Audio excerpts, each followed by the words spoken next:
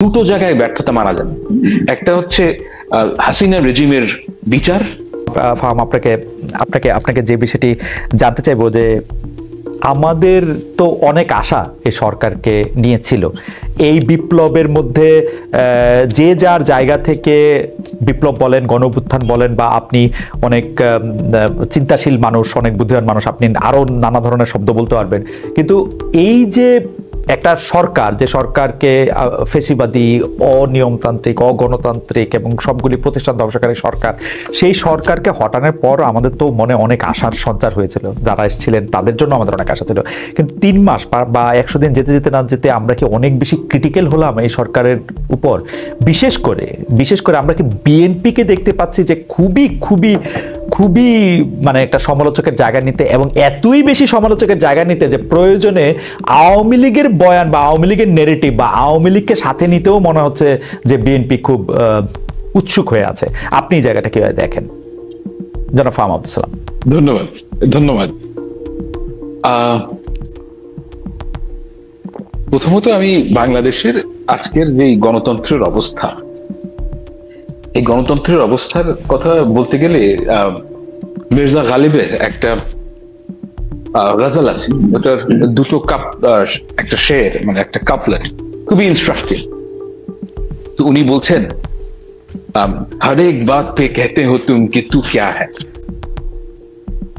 हर एक बात पे कहते हो तुम कि तू क्या है, तुम ही कहो कि ये अंदाज गुफ्तगू क्या है। মানে উনি বলছেন যে প্রত্যেক কথায় তুমি আমাকে বলো যে তুই কে রে বাপ। Now you tell me what kind of conversation is this? So আমাদের দেশে এখন সবাই মানুষ খুব রেগে আছে, বুঝলেন, যে এই দেশ কোন হিলিং এর ভিতর দিয়ে যায়, একটা অভ্যুত্থানের পরে এরকমই কিছু হওয়ার কথা বাংলাদেশে। তাই হচ্ছে যে গণতন্ত্রের আমরা যে ফেরত আসছি, গণতন্ত্র কিন্তু কোনো, আমার কাছে মনে হয় না যে খুব একটা স্মুথ প্রসেস। এটার মধ্যে অনেক হিকাপ থাকবে, সমস্যা থাকবেই। এই সরকার আমাদের যে আশা সেটা যে পূরণ করতে পারছে তা আমি মনে করি, এবং আমার ব্যক্তিগতভাবে আমি অনেক বেশি আশা করিও নাই প্রথম থেকে। এটার কারণ হচ্ছে যে বাংলাদেশের সব ইনস্টিটিউশন আওয়ামী লীগ ধ্বংস করে দিয়ে গেছে। এখান থেকে বের হতে আমাদের সময় লাগবে। আমাদের দেশের মানুষ খুবই অধৈর্য হয়ে যাচ্ছে, আর এর কারণ হচ্ছে যে সময়টা কঠিন। আর এর মধ্যে আপনি যে বিএনপির প্রশ্নটা বললেন, আমি ব্যাপারটা কি জানেন, যে ধরেন যারা বিএনপির নেতাদের সাথে কথা বলেন, আপনি যদি বাংলাদেশের ব্যবসায়ী মহলের কথা বলেন, তারা কিন্তু আসলে খুব একটা ভালো না, তারা কিছু বলতে পারছেন না। এটার কারণ হচ্ছে যে তাদের অনেকেই আওয়ামী লীগ সরকারের সাথে ছিল, সেজন্য তারা অনেক কিছু বলতে পারছেন না।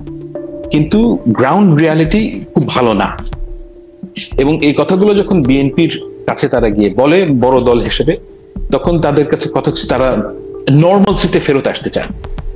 এখন এই নর্মালসি জিনিসটা হচ্ছে কি, বেসিক্যালি বাংলাদেশে কোনো লোকাল গভর্নমেন্ট নাই এই মুহূর্তে, মানে বাংলাদেশে ইউনিটারি গভর্নমেন্ট। তো লোকাল গভর্নমেন্টের যে কাজটা মোটামুটি পলিটিক্যাল গভর্নমেন্ট করে, যে যেখানে একটা এমপি থাকে, তার আন্ডারে ওখানে একটা বলয় সৃষ্টি হয়। এটা খুব একটা ভালো জিনিস না, কিন্তু ওটা হয়, ওইটাই আমাদের দেশের নিয়ম। তো ওই জিনিসটা থাকলে তারা মনে করেন যে একটা নর্মালসিতে আমরা ফেরত আসতে পারবো। এখন ওই কথাটা আসলেই গণতান্ত্রিক সরকারের আমাদের আসতে সময় লাগবে, এবং ওই জায়গাটার কারণে আমার কাছে মনে হয় যে বাংলাদেশে এই মুহূর্তে ব্যাপক ধরনের, আচ্ছা ব্যাপক না, অসন্তোষ আছে। জনাব সালাম, আপনি কি মানে বিএনপির অসন্তুষ্টিটা এই সরকারের উপর, বা বিএনপির যে এক ধরনের কেমন ক্ষোভের ভাষা এই সরকারের এগেইনস্টে, সেইটা কি আপনি একটু ব্যাখ্যা করতে পারেন? আমরা প্রিন্স ভাইকে প্রায় কাছাকাছি ধরনের প্রশ্নই করব। আমার কাছে তো মনে হয় না যে বিএনপির কিছু অসন্তোষের কথা আছে। বিএনপি তো প্রতি জায়গায় বল, আমি তো দেখেছি উল্টা জানি। আমি তো বাংলাদেশের ইতিহাসে কোন সরকারকে, পলিটিক্যাল গভর্নমেন্টের এই ধরনের সাপোর্ট দেখিনি। প্রতিদিন তাদেরকে বলছেন যে আমরা এই সরকারের সাফল্য চাই, প্রতিদিনই বলেন। ওই কথাগুলো আসে না, কিন্তু আপনি যদি অ্যাকচুয়াল ভিডিওগুলো দেখেন, নেতারা তারেক জিয়া বলেছেন, আলমগীর সাহেব বলেছেন, তারা সবসময় বলছেন যে আমরা এই সরকারের সাফল্য চাই। এবং তারা তো আমার কাছে মনে হয় যে খুবই পজিটিভ এই ব্যাপার। এই সরকারের সাফল্য আসলে কিভাবে মাপবে বিএনপি, মানে কি হলে সরকার সফল বলে বিএনপি মনে করবে, মানে দ্রুতই নির্বাচন? আমার কাছে মনে হয়, আচ্ছা ব্যর্থতাটা কি এটা বলুন, এটা কখনো কখনো নেগেটিভ জিনিসটা বোঝাটা বেটার। ব্যর্থতাটা হবে তখনই যদি ধরেন বাংলাদেশ একটা এই সরকারের মধ্যে জাতীয় সরকার হলো, অর্থাৎ এই সরকার ফাংশন করতে পারছে না, আপনি উপদেষ্টাদেরকে সরিয়ে দিলেন, তারপর পলিটিক্যাল এলিমেন্ট নিয়ে এসে একটা জাতীয় সরকার তৈরি করলেন, এটা হচ্ছে ব্যর্থতা। কারণ সেই ক্ষেত্রে আমরা একটা নর্মালসিতে ফেরত যাব, যেই নর্মালসি আমরা চাই নাই। অর্থাৎ তখন মানুষ মনে করবে যে এই জুলাই বিপ্লবের যেই রেশ সেটা কেটে গেছে, এটা হচ্ছে ব্যর্থতা। আর সাফল্যের কথা যদি বলেন যে কিভাবে আমরা নর্মালসিতে ফেরত যাব, অর্থাৎ একটা ইলেকশন হবে, একটা বাংলাদেশের যে সংস্কারগুলো কাজগুলো শুরু হবে। সর্বোপরি আমি ব্যক্তিগতভাবে মনে করি দুটো জিনিস আমি দেখতে চাই, অন্য সব জায়গায় ব্যর্থতা আমি মানতে রাজি আছি, দুটো জায়গায় ব্যর্থতা মানা যাবে। একটা হচ্ছে হাসিনা রেজিমের বিচার, এবং দ্বিতীয় বিষয় হচ্ছে গিয়ে যারা জুলাই অভ্যুত্থানের যারা আহত তাদের যে চিকিৎসা ব্যবস্থা, এই ব্যাপারে সরকার খুব একটা ভালো কাজ করতে পারছে। এই দুটো ব্যাপারে ব্যর্থতার কোনো ধরনের অবকাশ নেই। আচ্ছা, আমি আবার আপনার কাছে আসবো। যেমন ধরেন শেখ হাসিনার বিচার হওয়াটা তো একটা আইনি প্রক্রিয়া, উনার বিরুদ্ধে মামলা হয়েছে, সেটা কোর্টের মধ্যে থেকে যাবে, তার সাথে এটা শুনানি হবে, এটা প্রক্রিয়া। কিন্তু প্রশ্নটা করে রাখি, কিন্তু আহতদের বিচারের কথা সেটা আপনি প্রথম দিন থেকে বলে আসছেন, আমি আপনাকে নিয়মিত শুনি, আপনি ছাড়াও আরো অনেকেই এই ব্যাপারটি থেকে জোর দাবি জানিয়েছেন। কিন্তু তো সেইটি করতে সরকারের অনীহাটার আসলে কি কোনো কারণ আছে, নাকি এটা শুধু একটা মিসম্যানেজমেন্ট? এটা আমরা আপনার কাছ থেকে শুনবো একটু পরে। মিসম্যানেজমেন্ট, আচ্ছা, এটা আপনি বলেই দিয়েছেন। আমরা একটু জনাব রুহিন হোসেন প্রিন্সের কাছে যাই।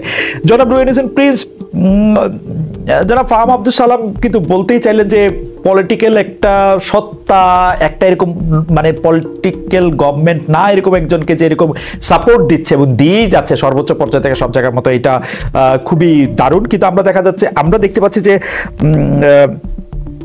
আপনাকে, অর্থাৎ সিপিবিকে আওয়ামী লীগের সাথে, গত রেজিমের সাথে ট্যাগ দেওয়াটাও এই সময়ের মধ্যে সবচেয়ে বেশি বেড়েছে। সর্বশেষে আমরা দেখেছি যে আপনার পথসভায় আপনার মাইক্রোফোন কেড়ে নেওয়া হয়েছে, আপনার কথা শুনলেই ধরে নেওয়া হচ্ছে যে আপনি আসলে আওয়ামী লীগের হয়ে কথা বলছেন বা গত রেজিমের হয়ে কথা বলছেন। ফাহামের বিশ্লেষণে যেহেতু এই সরকারের সাথে বিএনপির মানে বক্তব্য অনুযায়ী সাফল্য এবং অন্যান্য কিছুর একটা সম্পর্ক রয়েছে, আপনাদের সাথে কি দূরত্ব, মানে ব্যাপারটা কি এই সরকারটা একটু বিএনপি এবং জামায়াতের ভালো লাগার ভালোবাসার সরকার, আপনারা একটু দূরবর্তী, মানে ব্যাপারটাকে আপনি এইভাবে দেখেন কিনা? ধন্যবাদ আপনাকে, খালিদ, আপনাকে ধন্যবাদ জানাই। বিশেষ করে ঠিকানায় এই প্রথম আসা হলো, এর আগে আপনি বলেছিলেন সময় হয়তো পাওয়া যায়নি, আর ফাহামকে এর আগে শুনেছি, আজকে তার সাথে কথা বলতে পারছি, এর জন্য ধন্যবাদ জানাচ্ছি।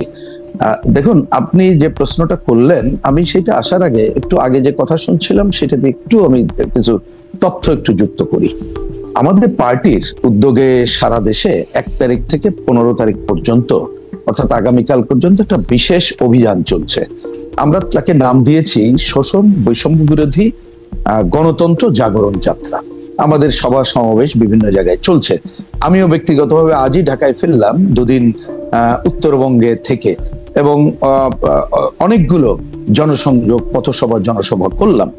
আমি এই কথাগুলো বলছি একটা দিকে, একটু আগে আপনি প্রশ্নটা তুলেছেন, এটা ঠিকই যে এই সরকারকে যেভাবে সমর্থন দেয়া হয়েছে এবং এখনো আমরা দিয়ে যাচ্ছি, অতীতে কিন্তু কোনো ঘটে নাই। কিন্তু আমি জনগণের কাছে যাওয়ার পরে বরঞ্চ উল্টা প্রশ্নের সম্মুখীন হলাম। এর আগে আমাদের তথ্য তাই বলে, সেটা হচ্ছে এই যে আপনারা এই সরকার তো কিছুই করতে পারছে না, কথা বলছেন। আমি তো দেখি জনগণ আমাদেরকে উল্টা অভিযুক্ত করছে। অভিযুক্ত কি করছে? প্রধানত দ্রব্যমূল্যটা অভিযুক্ত করছে যে এখানে কোনো কি বলে যে জনজীবনের শৃঙ্খলা কোনোটা হচ্ছে না। অভিযুক্ত হচ্ছে যে এইখানে দখলদারিত্বের পাল্টা দখলদারিত্ব সে দেখছে। অভিযোগ করছে যে এইখানে কেউ অহেতুক এসে একটা গ্রুপ কিছু না কিছু ঘটনা করছে, যেটা আমি আপনাকে জাস্ট ওই যে যেহেতু বললেন তেঁতুলিয়ায় আমি কথা বলছিলাম, ছোট্ট একটা সভা, এখান থেকে ফিরে আসবো, আরো আমার গতকালই আরো 3-4টা বড় বড় সভা। সেইখানে প্রথমে ছেলেপেলেরা এলো, আমার কথার মধ্যে তারা বার থেকে বলছে যে এরা তো হচ্ছে আওয়ামী লীগের দোসরেই। তা আমাদের ছেলেরা যে বলার চেষ্টা করতো, ভুল করে না, আপনারা 14 দলে আছেন, কথা একটাই, 14 দলে আছেন। এবং এদেরকে আমিও যখন বলতে চাইলাম ওরা 14 দলও বোঝে না, কিছু বোঝে না, এই সুতরাং আমি এটা বলছি যে এটা শুধু আমার না, তাহলে অন্যদের কি ভয়ের রাজত্ব তারা কায়েম করছে, এটাই আমি আসছি। তার মানে আমি প্রথমে এই পার্ট এটুকু বলেই শেষ করলাম যে আসলে জনগণের যে প্রত্যাশা, সেই প্রত্যাশা মানুষ পুরনোর থেকে তো তাকে দেখতে হবে যে তিনি কাজটা শুরু করছেন, সেটা কিন্তু দেখছে জনগণ, এখনো দেখতে পাইছে। এটা বলে আমি এটা থামলাম। এবার দ্বিতীয় আসছি, আমি আপনার ওই প্রশ্নে যাওয়ার আগে ছোট্ট আর একটু বলি। উনি ঠিকই বলেছেন যে নিশ্চয়ই আমরা তো কতগুলো জিনিস দেখেন এই ঘটনার পরে প্রথম চাওয়াটা কি, যারা যে হাজার হাজার মানুষ শহীদের মৃত্যুবরণ করলো, আমার ছাত্র ইউনিয়নের বন্ধু তরুণ রিজভী, সে তো শহীদের জীবন দিয়েছে, আমার মানিকগঞ্জের ছাত্র নেতা জীবন দিয়েছে, আমাদের পত্রিকা আপনি জানেন একতা এক সময় কাজ করতো, কম্পোজিটর ছিল আতিক, সে জীবন দিয়েছে সরাসরি আমার দলেরও। কিন্তু তাদের পুনর্বাসনের বিষয় এবং আহতদের বিষয়টা এখনো কেন কোশ্চেন হিসাবে থাকবে? আমি আপনাকে একটা তথ্য দিই,